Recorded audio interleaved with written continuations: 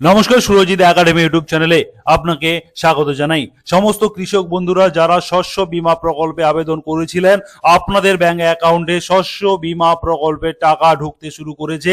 এই প্রতিবেদনের মাধ্যমে আপনাদেরকে লাইভ প্রমাণ স্বরূপ দেখিয়ে দেব।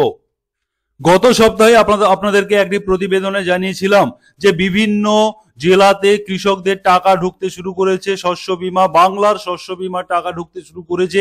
মাননীয় মুখ্যমন্ত্রী ঘোষণা করেছিলেন যে সমস্ত এলাকার কৃষকরা ক্ষতিগ্রস্ত হয়েছেন, ভীষণ ক্ষতিগ্রস্ত হয়েছেন, সেই সমস্ত কৃষকদের ফসলের ক্ষতিপূরণের টাকা আগে দিয়ে দেওয়া হবে। সেই কথা মতো কিন্তু আপনারা অনেকেই আমাকে কমেন্ট লিখেছেন।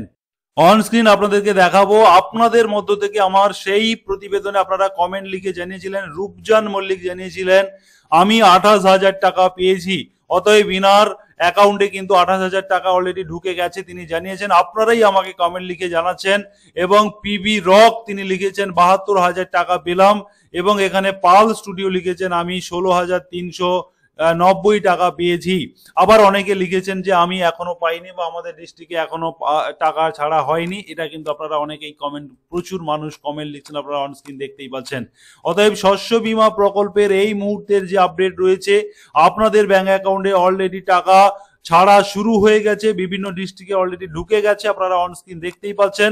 আপনাদেরকে প্রতিনিয়ত শস্য বীমা সংক্রান্ত বিভিন্ন আপডেট দেওয়ার জন্য আমার চ্যানেলে আমি প্রতিবেদন নিয়ে আসি। আপনারা সাবস্ক্রাইব করে সঙ্গে থাকুন এবং নোটিফিকেশন বেল বাটন অন করে দিন। আপনার বন্ধু বান্ধবদের শেয়ার করে সবাইকে জানিয়ে দিতে সাহায্য করুন। শস্য বীমার প্রকল্পের টাকা অলরেডি ঢোকা শুরু করেছে। এবং এখানে আপনাদেরকে আরো একটি গুরুত্বপূর্ণ খবর দিয়ে রাখি।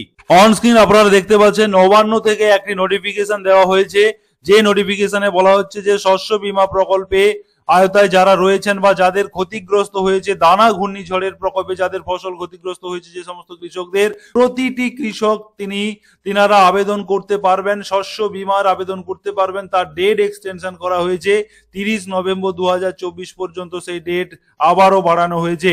অতএব যে সমস্ত কৃষকরা ক্ষতিগ্রস্ত হয়েছেন, যে সমস্ত কৃষকদের ফসল ক্ষতিগ্রস্ত হয়েছে, আপনারা 30 তারিখ পর্যন্ত আপনারা সুযোগ পাচ্ছেন শস্য বীমা প্রকল্পে আবেদন করার জন্য। এবং তার জন্য আপনাদের অঞ্চল অফিসে এবং এডি অফিসে ক্যাম্প খোলা হয়েছে। সেই ক্যাম্পের বিভিন্ন ডেট দেওয়া হয়েছে, বিভিন্ন জায়গাতে কিন্তু ক্যাম্প খোলা হয়েছে। অতএব আপনারা যোগাযোগ করে আপনাদের ফসল বীমার টাকা পাওয়ার জন্য, ফসল বীমা প্রকল্পের সুবিধা পাওয়ার জন্য আপনারা আবেদন করতে পারেন। অতএব যারা ফসল বীমা সংক্রান্ত তথ্য সব সময় আপডেট পেতে চান, আপনারা অবশ্যই সাবস্ক্রাইব করে সঙ্গে থাকুন, পাশে থাকা বেল বাটন অন করে দিন এবং পরবর্তী আপডেটের জন্য আপনারা অপেক্ষা করুন। ধন্যবাদ।